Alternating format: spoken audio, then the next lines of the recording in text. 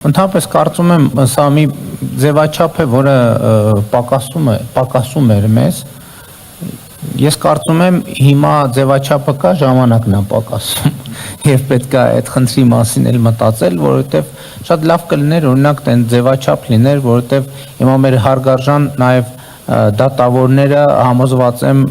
արձագանքներ կունենային ինչ որ թեմաների հետ կապված եւ հետաքրքիր կլիներ լսել։ Ընդ որում բաց հրապարակային, որովհետեւ այստեղ բազմաթիվ նրբություններ կան, չէ՞, երբ որ գործադիր եւ դատական եւ այսինքն իշխանությունները մի սենյակում են հավաքվում, այդտեղ առաջին ռեակցիան որ ստե հանկարծ մի դավադրություն չլինի։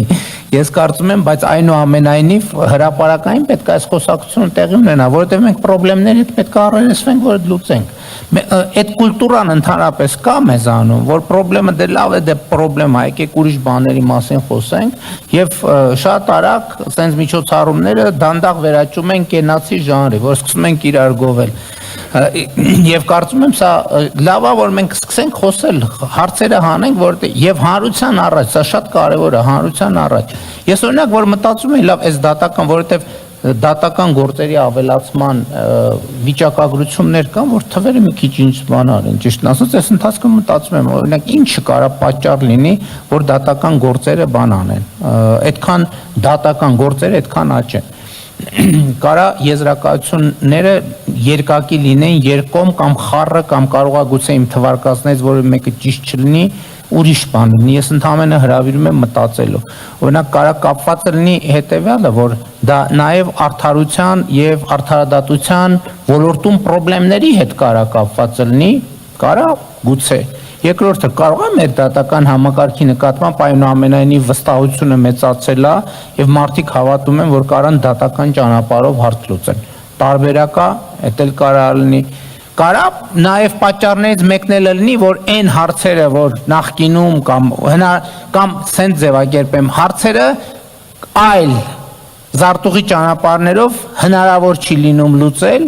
որովհետև եթե զարտուղի ճանապարհով պետք է լուծես, էլ գնես դատական համակարգում էլ ինչ անես կամ այդ գործը պետք է չհասնի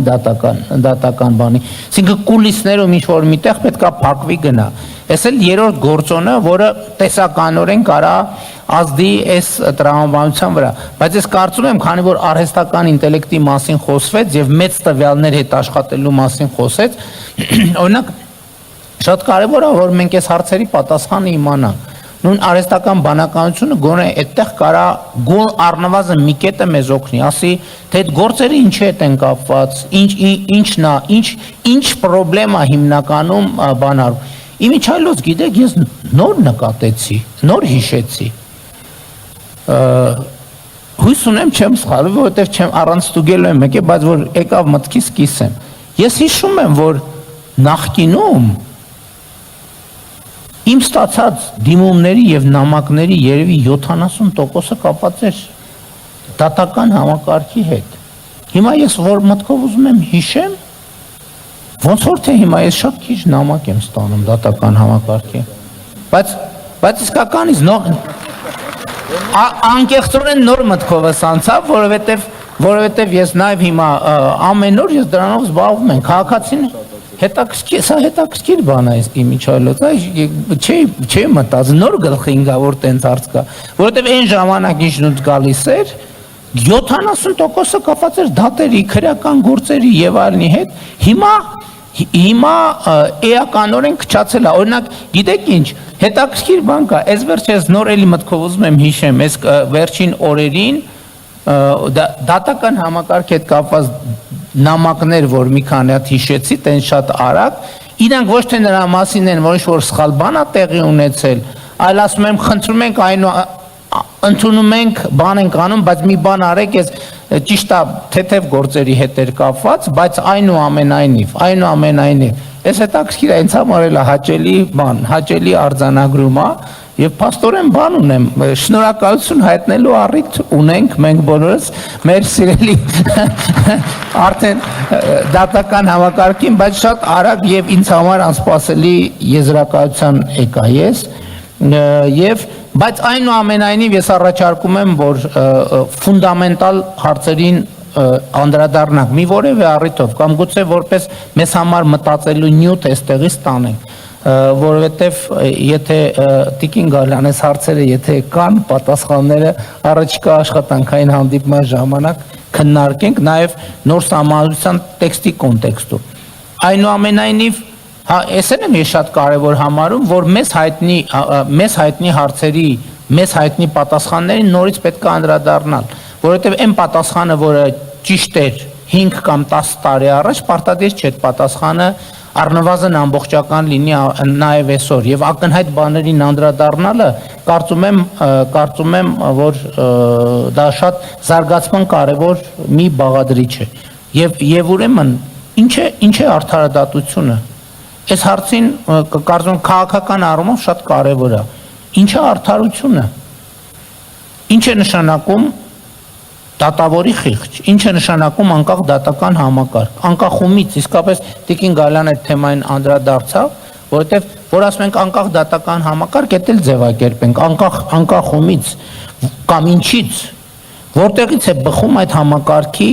լեգիտիմությունը, որոշումներ կայացնելու եւ մարդկանց ճակատագրեր որոշելու, ով է կրում պատասխանատվությունը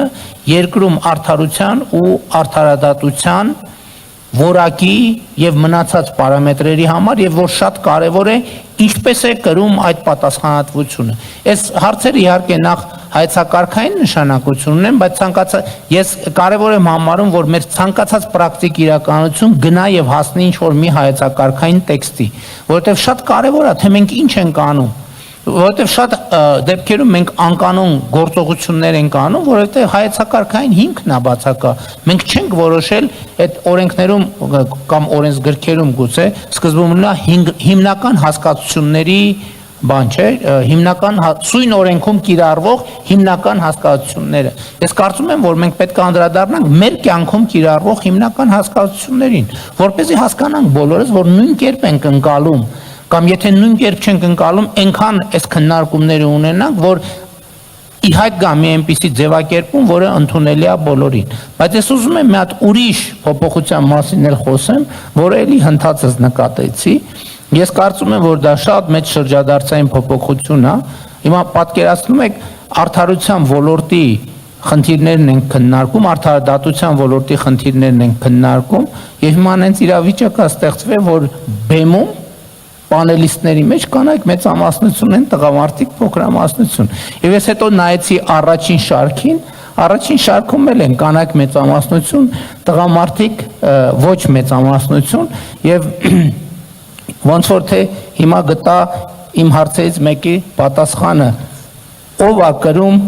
պատասխանատվությունը երկրում արդարության եւ արդարադատության համար։ Կանայք են կրում պատասխանատվությունը եւ ես մեր հարգարժան կանանց հաջողություն եմ մաղթում եւ հույս ունեմ, որ շարքերում այդ հարաբերակցությունը գնալով ավելի կմեծանա եւ իմ ասածի մեջ բացարձակապես հումոր չկա, որովհետեւ կանայք տենց ստացվել է մեր երկրի բնակչության մեծամասնությունն են, որ դա էլ լեգիտիմության հետ կապ ունի եւ գոնե ես հավատում եմ, որ կանանց շրջանում օբյեկտիվությունը եւ ոնց ձևակերպեմ, որ կոռեկտ լինի, կոռուպցիոն մենթալիտետը ավելի պակաս է, քան տղամարդկանց, ու դա իմ կարծիքով ունի շատ կոնկրետ պատճառ։ Օրինակ, հանցավոր ենթամշակույթը, հանցավոր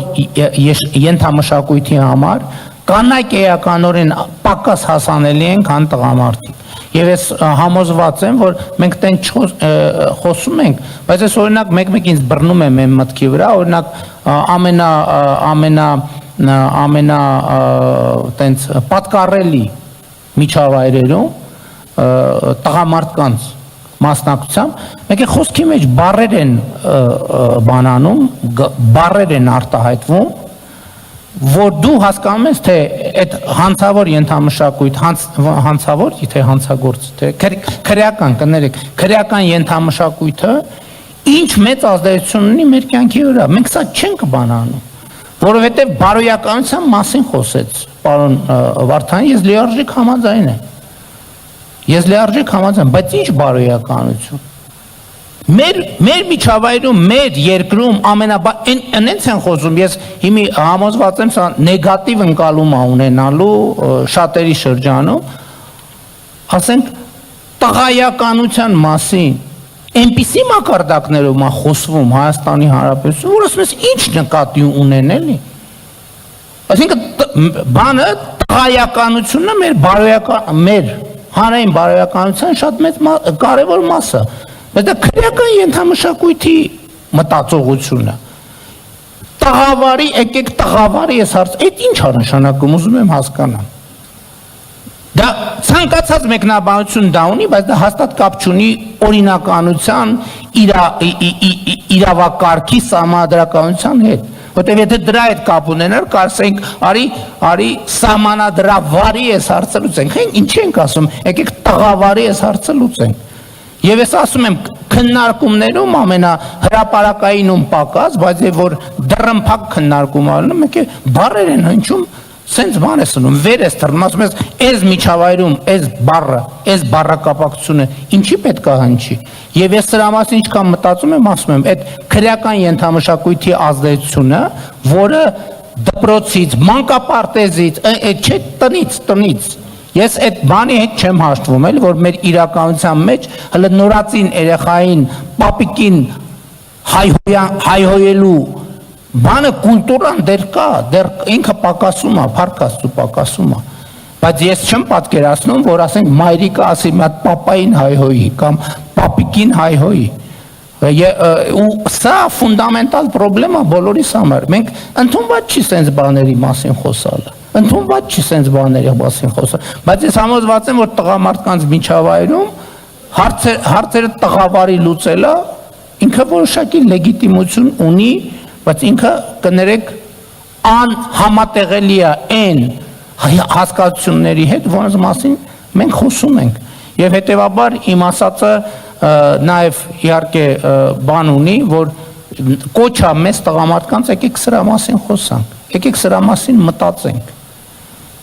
որովհետեւ իմ կարծիքով այդ թվում արդարադատության եւ արդարության եւ բարոյականության համատեքստում սա շատ նեգատիվ դեր է խաղում, մենք չենք էլ նկատում դա, չենք արձանագրում, չենք ֆիքսում, բայց սա մի պրոբլեմ է, որի հետ մենք պետք է առերեսվենք եւ այդ պրոբլեմներին անդրադառնանք եւ իմիջայլոց ես կարծում եմ, որ այստեղ էլ էս քրեական ենթամշակույթի դեմ պայքարում իրավապահ համակարգը իհարկե դեր ունի, բայց այստեղ այսօր հրավիրված չի կրթության, գիտության, մշակույթի եւ սպորտի նախարարը, բայց այստեղ էլ մեկը ես կառավարությունը 3 լուծում ունի, առաջինը կրթություն, երկրորդը կրթություն, երրորդը կրթություն, շնորհակալ եմ շատ։